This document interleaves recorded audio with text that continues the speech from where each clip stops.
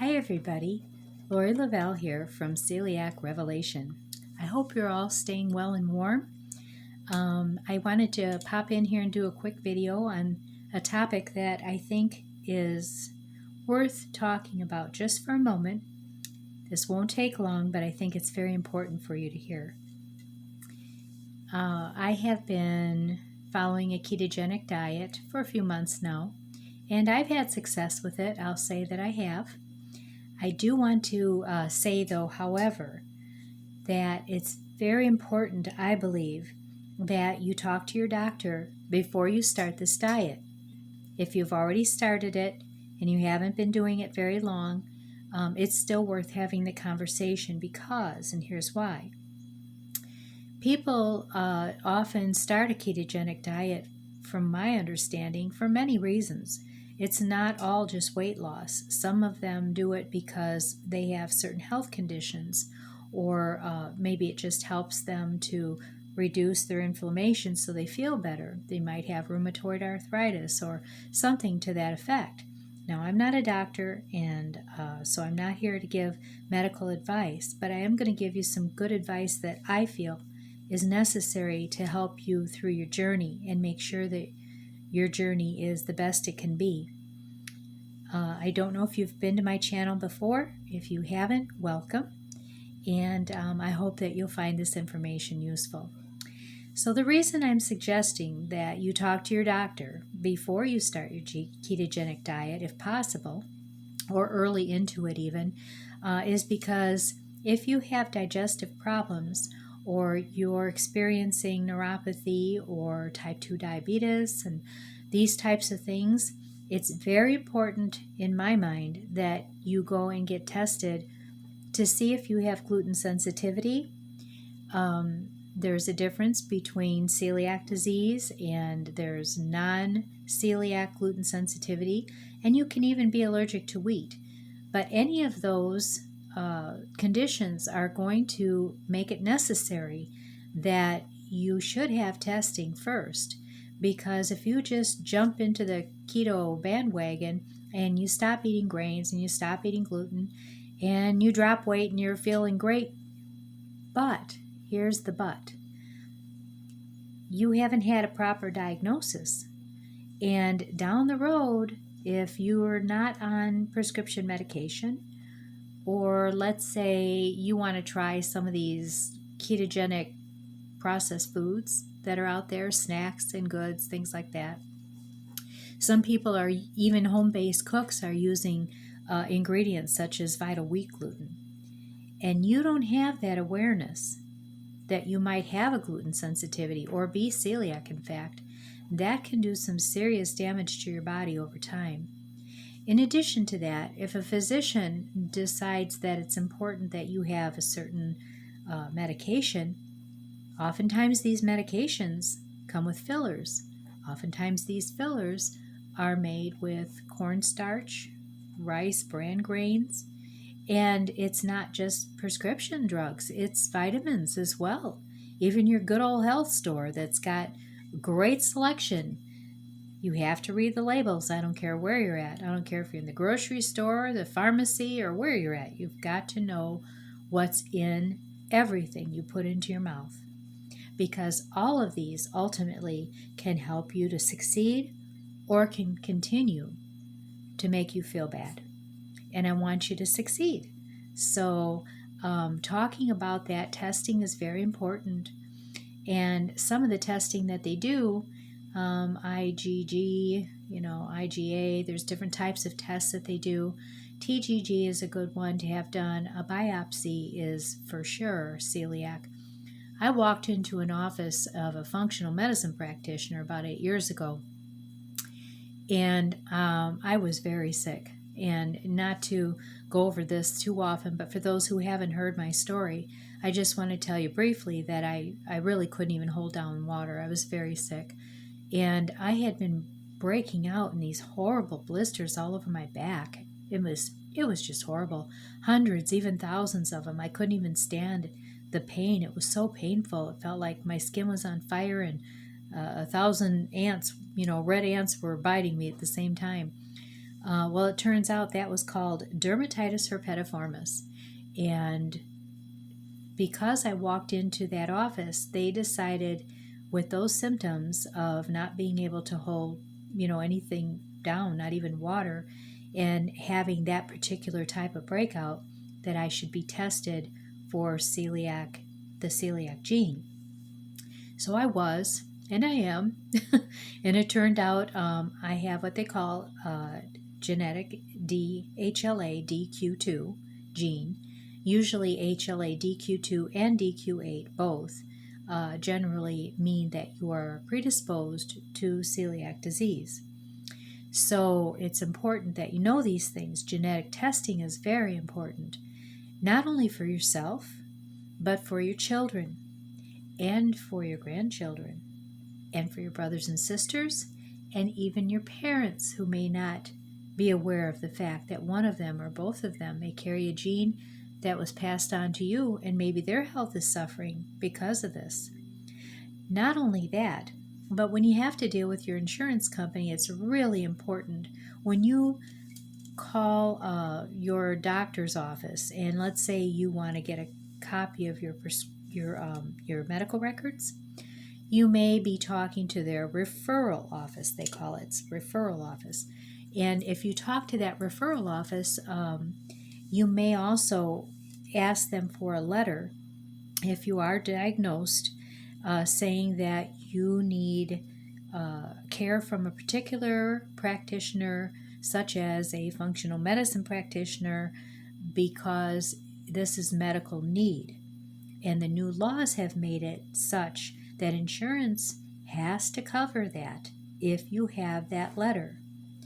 Now, I can talk for about a good hour or so on all the negative effects that I've had over the years just because I didn't have a diagnosis, and the doctors that we're seeing typically they're not trained too much in nutrition.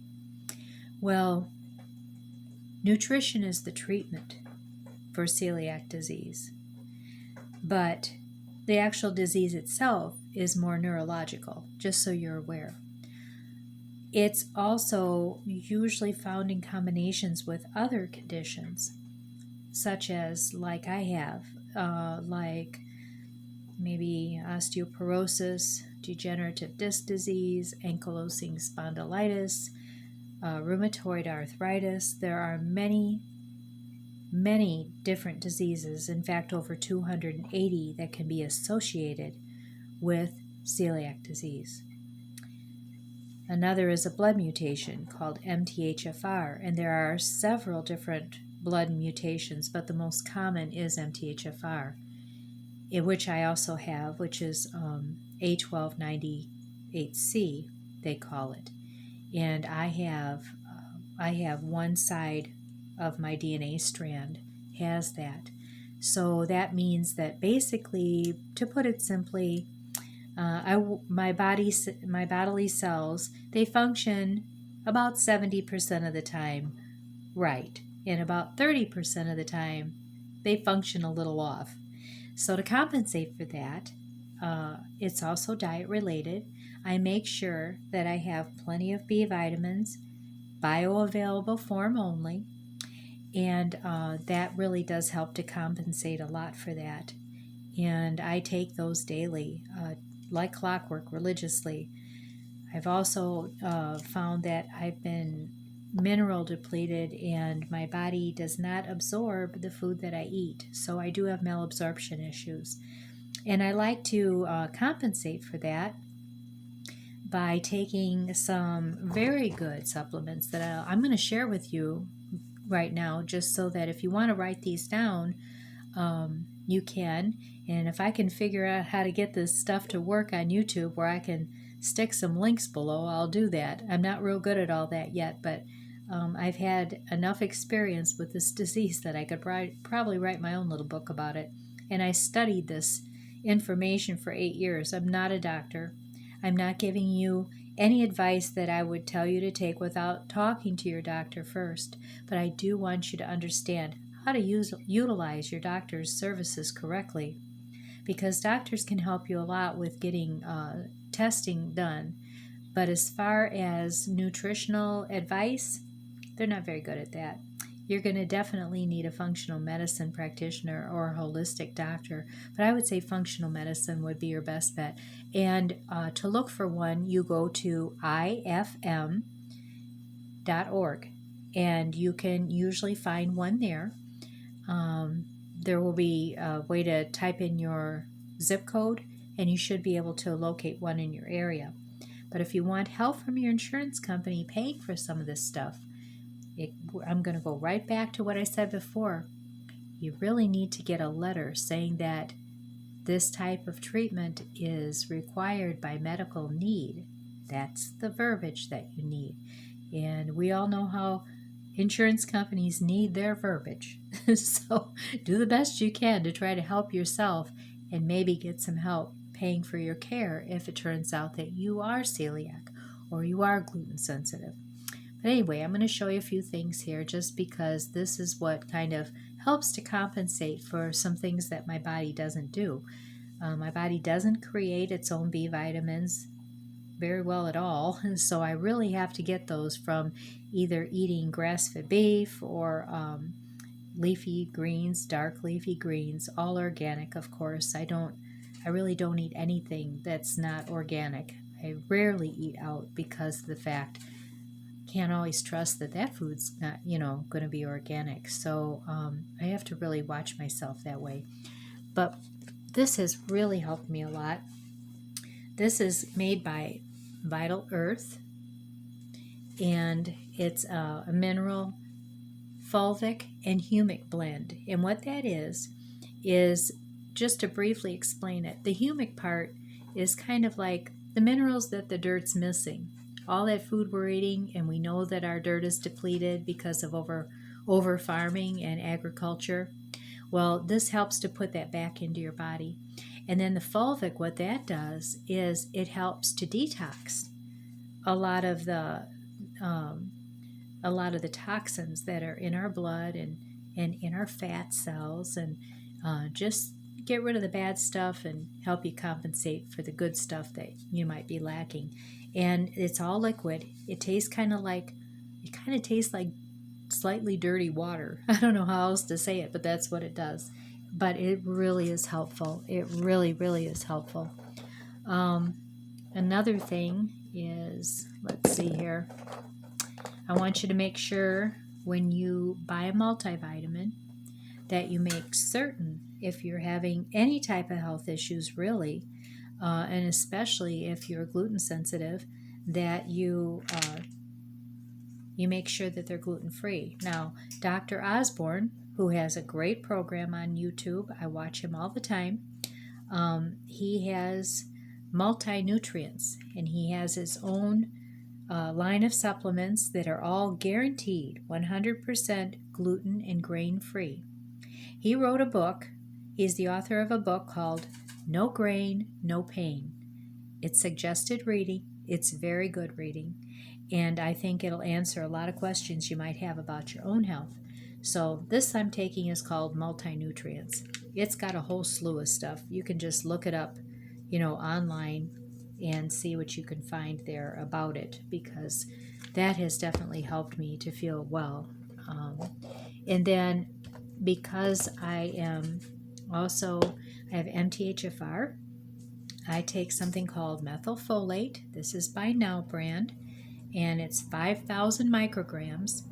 Now, folate is the bioavailable form of folic acid.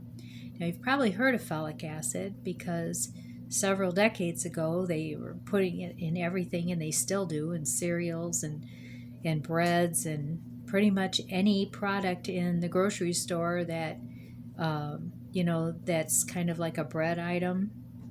They usually put folic acid in there.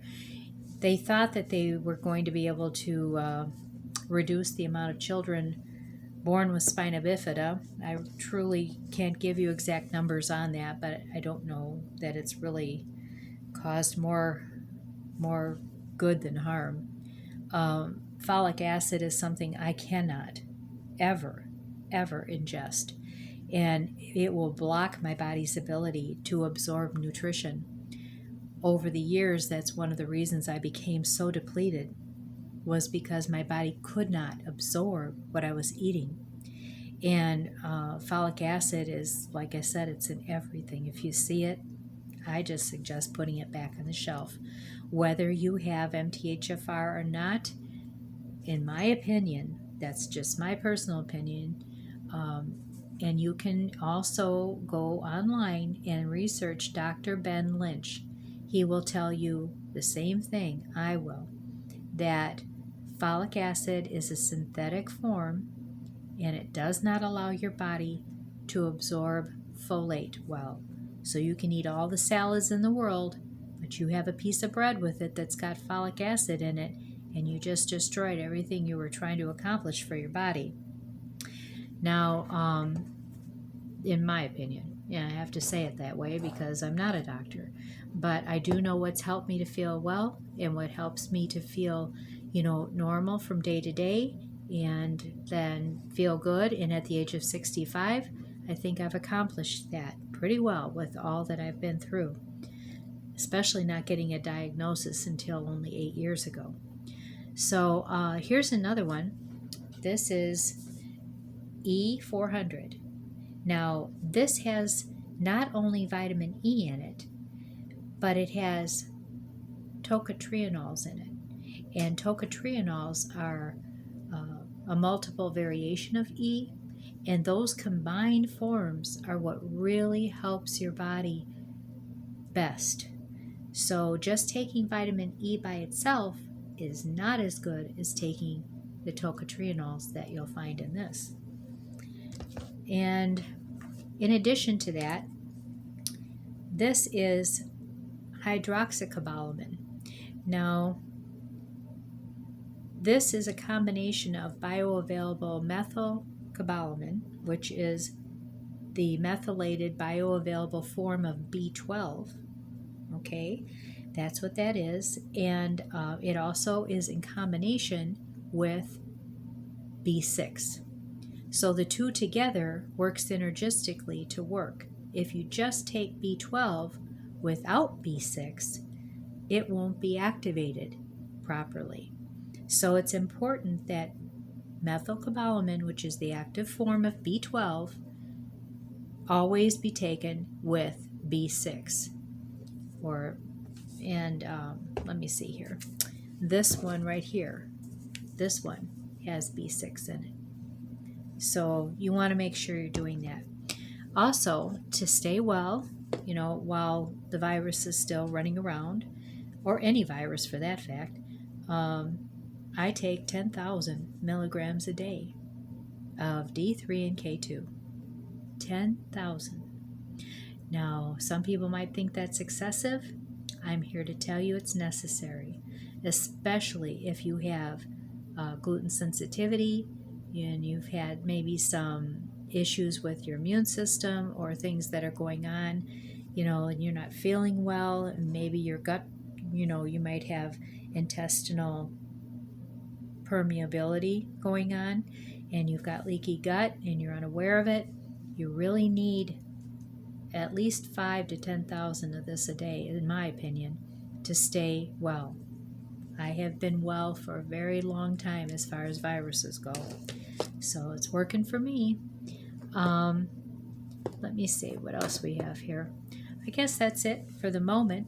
There are some other things we'll talk about later, but just remember, it is good to try to get some pre-testing done, whether it's a biopsy or the TGG, IgA, IgG test, whatever your doctor needs to do. Be persistent about that, because it's important that you know this in advance, and that you avoid, some of the ketogenic snack foods and some things that are out there on the market that could potentially harm you. And as well as, like I said, supplements and even pharmaceutical drugs. If they have grains in them, you're not doing your body a service by continuing to take something or ingest anything that could harm you when you're trying to heal. and you're trying to reduce inflammation and lose weight and feel better. So that's all I have for today. And I hope this has been helpful to you. Please let me know. And if you would like to subscribe, just click on the bell and hit all. And you'll see all the other videos that I will be putting up. I intended to start doing videos once or twice a week. I can't promise that. I have 4 brand new baby bunnies I'm taking care of right now. We adopted a baby, or actually a mama bunny, and we didn't know she was pregnant. And in less than 2 weeks, we woke up one morning and she was acting really bizarre. And she was down on the rug here in my dining room, and she started pulling all this fluff out of her dewlap, they call it. She has like a little roll of fat underneath her chin, and she's pulling all this fluff out of there, and she was putting it in a box. And next thing I know, she's up in that box, and I thought, oh, how cute, she likes it. I had bought her a little fluffy blanket and put it inside that box so she could, like a little hidey house for her, because rabbits like to hide. So she went in there, and all of a sudden I heard this really loud noise. It sounded like a girl screaming or something. Oh my Lord, I had no idea. A few minutes later, I looked in that box. I saw all this fluff she had pulled out of her dewlap and her body that she had put in there. And I went upstairs and I talked to Montana about this, and I said, oh my gosh, she's acting so strange, and she was pulling her fur out. He said, maybe she had a litter. I went back downstairs and I lifted up all that fluff and looked in there. Oh my gosh, 4 baby bunnies. So I'm a bunny mommy. I got 5 rabbits in my house right now. And so I'm not going to commit to being, on camera, at least, once a week or anything like that, but I'm going to try. I'll do my very best to try to do that, but right now they are my priority, and your priority to me too as well. I just want you to know the situation I'm in at the moment.